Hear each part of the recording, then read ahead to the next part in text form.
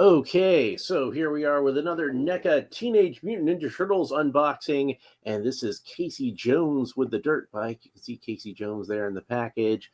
Got a lot of hands and a lot of accessories and a lot of stuff in here. It's from the Teenage Mutant Ninja Turtles movie. There's the image from the poster with the boys peeking out of the manhole.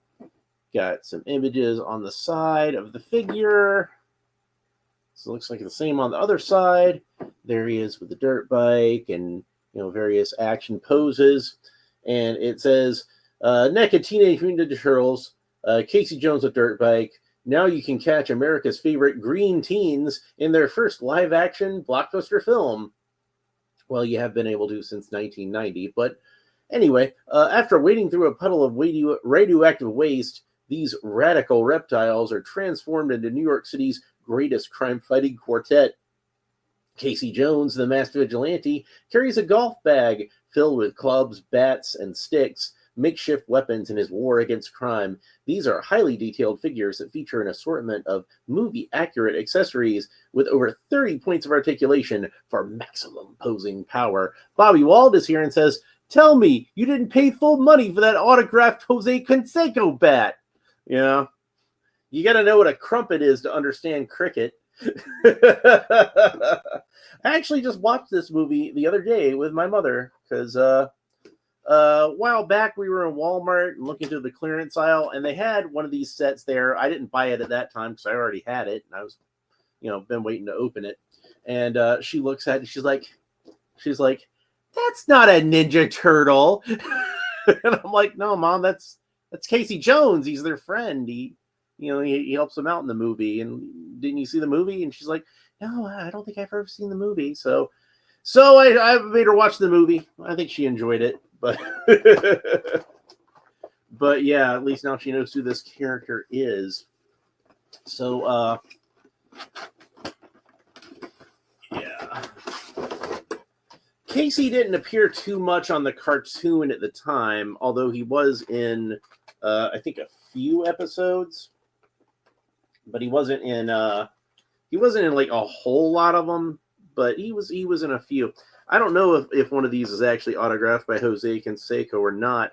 I am disappointed it does not have the cricket bat. Even if I don't understand what cricket is.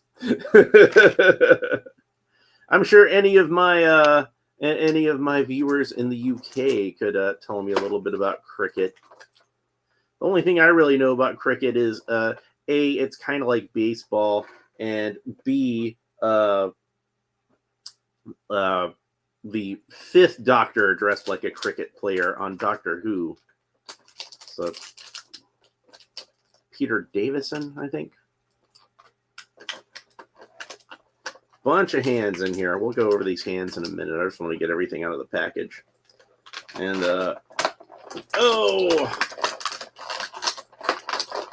got some hockey equipment, and this is like a whole alternate hand that's got like a big hockey glove on it, and this one as well. So we'll go over all of that in a minute. And this is, to me, the strangest accessory in the entire package.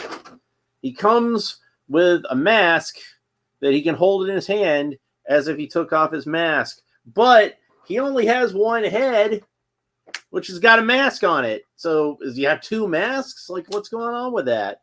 They should have given him an alternate head or not given him that mask. I don't really care which.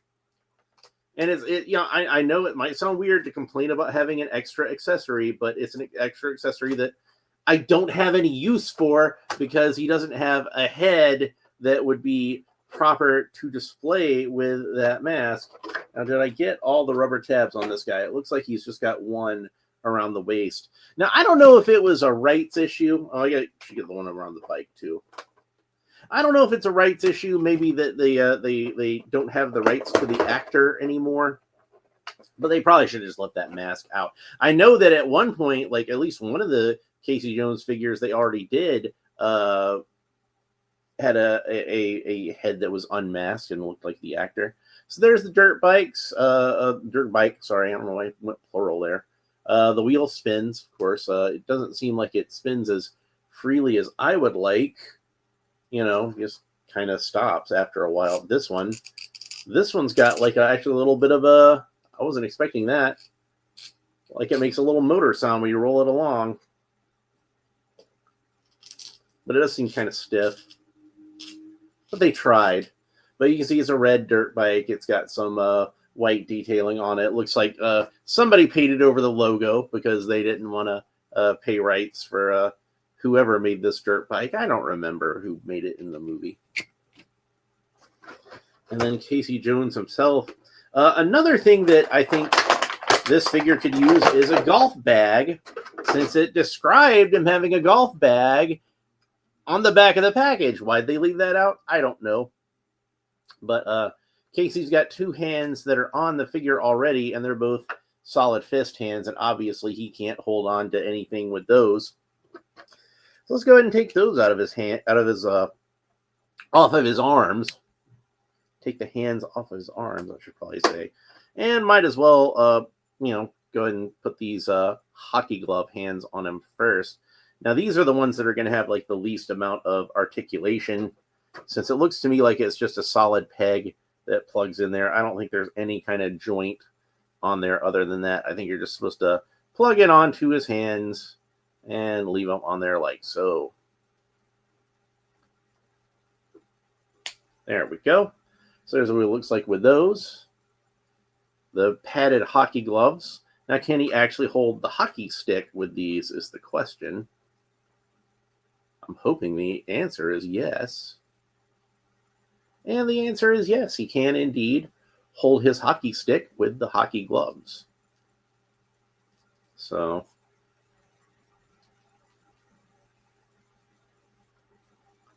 he's he's definitely guilty of high sticking, as we know. So yeah, even though he wasn't on the cartoon that much, he was a favorite character of Kevin Eastman and Peter Laird, who created him. And he was I think mostly created by Kevin Eastman. He had come up with the idea because they would be sitting in their living room, and Peter Laird had a fondness for watching cop shows. As Kevin Eastman put it, bad cop shows, and he just had this idea of a vigilante who is inspired to fight crime because he watched too many bad cop shows. And he was not the most mentally stable guy in the world. He first appeared in the Raphael micro series. All the boys had their own one shot, and Raphael's was probably the most important as far as like the overall story of the characters, because that was the one that introduced Casey Jones. But I think the Leonardo one kind of led into the Return of the Shredder, so it's kind of debatable. But Donatello's had Jack Kirby as a character in there, so that was kind of cool. I like that. But this is the look that he kind of first had when he first shows up in the movie, with the white T-shirt with the buttons, the kind of button-up T-shirt. I used to have a long-sleeve black T-shirt like this that I really liked. I don't know what happened to it, and then a denim vest and some gray sweatpants and some looks like either black or dark brown sneakers. They did make a figure of this in the Playmates line, not in the movie version, but they did make a figure of Casey Jones in the Playmates line. And that version had kind of a teal hoodie and, again, some gray sweatpants. That seems to be the common theme there. And I want to say some lime green kind of sneakers, like a seafoam green kind of sneakers. I don't know. And that's probably the version of Casey Jones like a lot of people think of, because they had that figure. And of course the comic was black and white, but I think when they colored it, Casey was wearing like a red tank top and blue jeans, I think. But yeah, so this is the figure that we got for the movie. And I do wish, again, that they'd given him that alternate head, so we had the unmasked head. But I guess you got to buy one of the other figures to get that. This one I got at Walmart, like we saw, and it was marked down. Only paid $35 for this, which is about the price that you pay for like just a regular NECA figure without a dirt bike. So anyway, let's go ahead and we're have a look at some of these hands that came with him. So this is a gripping hand with kind of a tight grip, and I guess this is probably made more for the baseball bat, but it seems like I'd have a hard time fitting it in there. And there's another hand that corresponds to this. So there's a right and a left. And then this pointing hand, which I really like pointing hands. I always think those are fun. And more gripping hands. These look like they're a little bit more loose. So, and then various kind of gesturing and various types of gripping hands. This one looks like it's more made to hold the hockey stick. It's kind of shaped like the hockey stick. So let's see what we can do with some of these hands. I don't need the fist hands, so I'm going to set those aside for now. We already saw those. He's got lots of different fist hands. More different fist hands than I think he really needs. I am not really that big a fan of fist hands for the most part. If it's a character that doesn't need any accessories at all, like Superman, then I'm usually fine with them. Or if there's some reason, but for the most part, I prefer to have hands that can grip. And, you know, I was always able to pretend like gripping hands were fist hands when I was a kid anyway. So, no, the original He-Man technically didn't have a fist. He just had a gripping hand kind of shaped like this, and he was able to punch people just fine. So why do I need gripping hands or fist hands for when I got gripping hands? So we're going to put these hands on. And there's the pointing hand. So I do want to get a shot of him at least with that.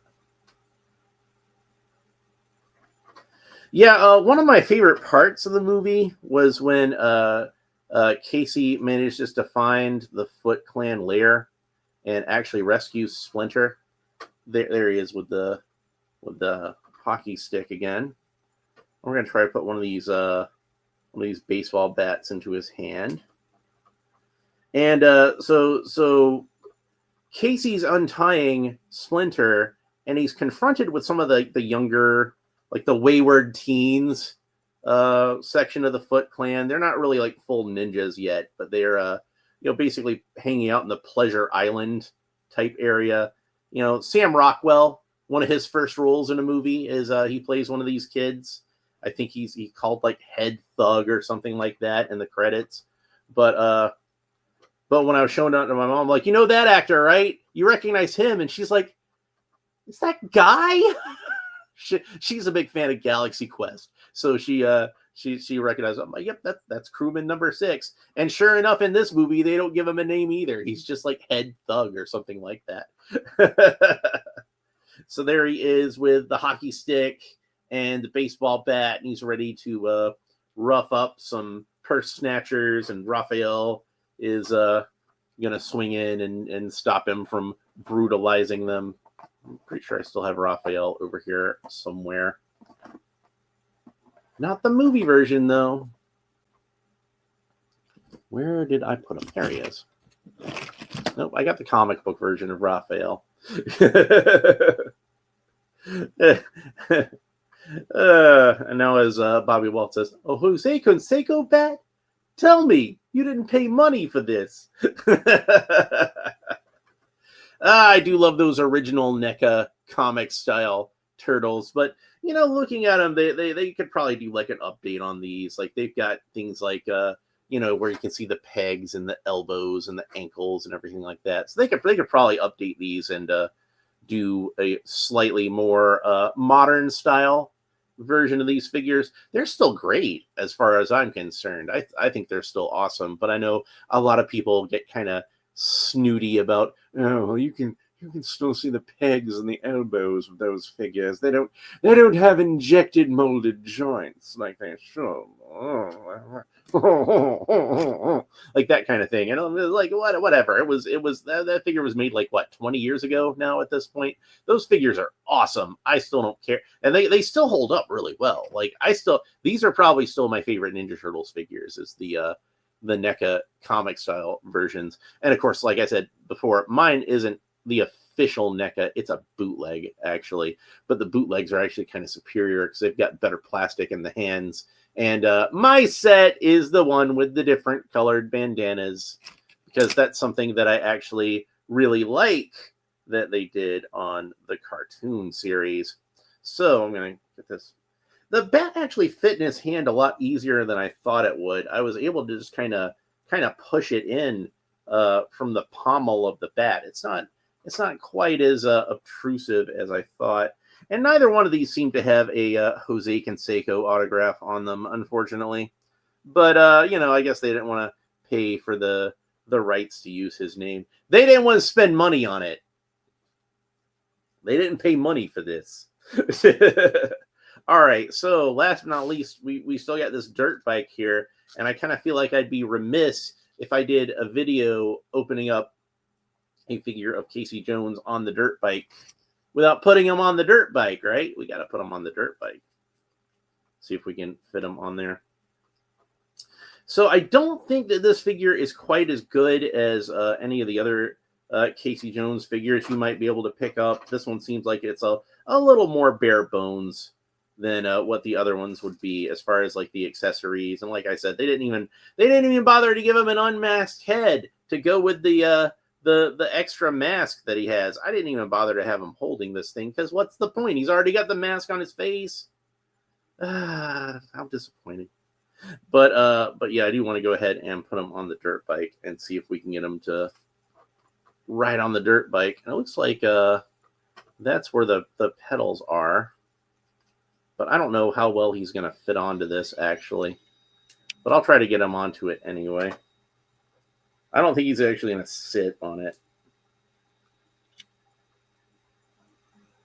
And maybe somebody else out there has done a better job of this, but I don't think I'm going to be able to get it to go on there all the way. But there he is on the dirt bike, just so we can say we got him on the dirt bike. All right, and then we can talk about his articulation some. We haven't done that yet. Okay, so, and I will say that the sculpting and the paint detail, of course, as NECA tends to be, on point, very cool. He looks just like in the movie as far as all that goes. The mask looks really cool. It's this nice off-white sort of color. Got some good details to it, like some nicks and some cracks and some scuffs and everything on there. Not a lot of people talk about the influences of this character. I feel like, I know Kevin Eastman said like for him, Casey Jones was kind of based a little bit off of Jack Burton from Big Trouble in Little China, and you can see that in his original illustrations. He's got kind of that same sort of mullet like Kurt Russell had in that movie. They didn't have it so much in this. He just kind of had long hair in this movie, not quite a mullet. But I suspect one of the big influences that I've never heard anybody actually say this, and I don't know for a fact that it's the truth, but it's a theory that happens to fit the facts, is I think one of the big influences for Casey Jones, the look of Casey Jones, was actually the Quiet Riot album, Mental Health. And on that one, it features a guy who's like, I guess he's supposed to be like a lunatic in an asylum, and he's wearing like a straitjacket, and he's got like this face mask on, kind of like Hannibal Lecter before Hannibal Lecter, like this face mask that he put on ice to keep him from biting other people or even biting himself. And this doesn't look like any kind of hockey goalie mask I've ever seen before in my life. And I'm not like a big expert on hockey, so I could be wrong about that. But it does look a lot like the mask that the guy is wearing on that Quiet Riot album cover. So I suspect that at one point, either Kevin Eastman or Peter Laird, probably more likely Kevin. Kevin seems more like he'd be into metal than Peter. I'm just speculating, folks. I'm guessing one of them had that album and was inspired to design Casey Jones's mask by the design of the mask that that the figure on that album cover was wearing. So that's my theory as to where some of the inspiration for Casey Jones came from. Not necessarily the character, but the aesthetic look of the character. So excuse me. Let's go ahead and talk about this articulation. So Casey can look up about that far, look down about that far, tilts his head kind of quizzically from side to side, or rotate the head all the way around. Of course, Casey Jones's arms rotate all the way around at the shoulders, and he does have no bicep cut at all. You'd think the sleeve would be a good place to put one, and it almost looked like there was, but there's not. He's got a single joint of articulation at the elbow, which bends a little bit greater than 90 degrees, so that's good. Bobby Wald says, you need to do a Casey Jones versus Jason, who wore it better hockey mask edition. You know, NECA makes a Jason figure. I just have to see if I can find it. They've made a few figures of Jason. Obviously, Jason only appears as a child in the first movie, and he doesn't have his hockey mask in the second movie. So I've seen the Friday the 13th Part 2 figure. He's just got the bag over his head, you know. I've seen the Part 3 figure, which has a 3D cover on the box. But I'm not really that big a fan of Friday the 13th Part 3. I know. Everybody's like throwing the tomatoes now, but I'm not my favorite of the films. Sorry. Like, I don't think they'd really figured out Jason yet. And honestly, I don't think they really figured out Jason until they got to my favorite Friday the 13th film in the series, Part 6, Jason Lives. And that's where, you know, Jason Voorhees really becomes Jason Voorhees as we know him. So in my opinion, and you notice I just kind of glossed over like 4 and 5.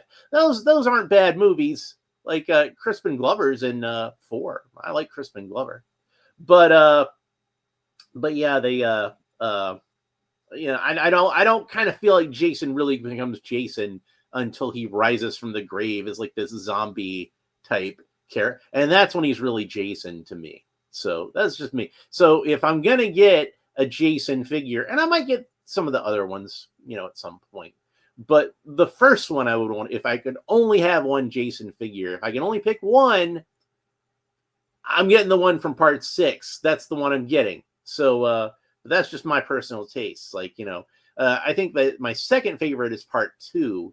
And I would like to have, you know, Jason from Part 2. But like I already pointed out, he doesn't have a hockey mask. And that would make him pointless for any kind of who wore it better with a hockey mask edition. So unfortunately, we're going to have to wait till I can find a Part 6 Jason before we do that. Or, you know, a Freddy versus Jason, because I really like that movie too. But anyway, so yeah, he's got a single joint of articulation at the elbow, bends a little bit greater than 90 degrees. It does rotate all the way around, but at a bit of an angle. Of course, the wrists rotate all the way around, and they have, I think most of these should have a horizontal hinge on them. Both of the ones on the figure certainly do. This one does. This one's horizontal. Pointing hand is horizontal. Solid fist, horizontal. Yeah, they all look like they're horizontal. And then, like I said, the ones wearing the padded hockey gloves, those are just pegs that plug in there. They don't have any kind of hinge on them like that. Casey does have some articulation under the shirt, but the shirt's kind of a rubber sheath. But he can bend forward that way, bend backwards that way, bend from side to side a little bit. Of course, the rubber shirt, it's going to kind of hinder it a little bit. That's to be expected. But, you know, I do also want to point out that he's wearing this white shirt, and they actually did put like some light brushing on there to make it look like the shirt's a little dirty, and that's cool. I like that. Casey Jones can do the splits, no problem. He can kick up about that far, kick back about that far. He's got a single joint of articulation at the knee, which doesn't quite go 90 degrees, and that rotates all the way around, but again, at a little bit of an angle. And then his feet look like they point down about that far and point up about that far, which is pretty good considering how, like, he's wearing these high top sneakers, and the sneakers are actually sculpted. The whole shoe is sculpted onto the foot, and you can see there's some good detail underneath with the socks Like, I don't know if it's coming across on the camera, but they've actually got the texture sculpted in for the socks, which is nice. I do think it's an odd choice that they made this joint gray instead of white. Probably because they just wanted to use the same color as the joint on the pants. And since he's got gray sweatpants, probably to cut costs to not have too many different joint colors on there. Because, we already got the Caucasian flesh-colored joints on the wrists. And, it's necessary to have those. The high tops do kind of hide those joints a little bit, though, so that's fine. Anyway, this is a great figure, even though I kind of feel like this probably isn't NECA's best Casey Jones figure, just because it doesn't have quite as many accessories as I'm betting some of those other figures do. Like I say, I know a lot of those figures come with unmasked heads and, hockey bags, or, I'm sorry, golf bags, which I really wish he came with a golf bag, too, so then I'd have some place to store some of these extra accessories. But the figure itself is still on point. Like I said, I just think it's an odd choice to have him come with this mask that he can carry separately, but he's already got a mask on the figure and no unmasked head. So a strange idea to have there. Anyway, that finishes off our trilogy of Teenage Mutant Ninja Turtles unboxings, which again somehow managed to avoid any actual Teenage Mutant Ninja Turtles. We opened up literally 3 figures of the Shredder. 3 figures of the Shredder, their worst enemy, and one of their best friend, Casey Jones. Well, their best friend besides April, but April's more like the big sister character, and Casey's more like the big brother kind of character. So, but yeah, he's a good friend to the Turtles too, I think. If you don't mind it being kind of crazy. Goongala! He never said that in the movie. I'd seen something, I don't remember what version of the Turtles it was, but there was like some kind of time travel story where they met Casey Jones when he was a little boy, and the implication was the reason he said Goongala was because he was so young at the time that he met them. He misremembered or mispronounced the word all his life.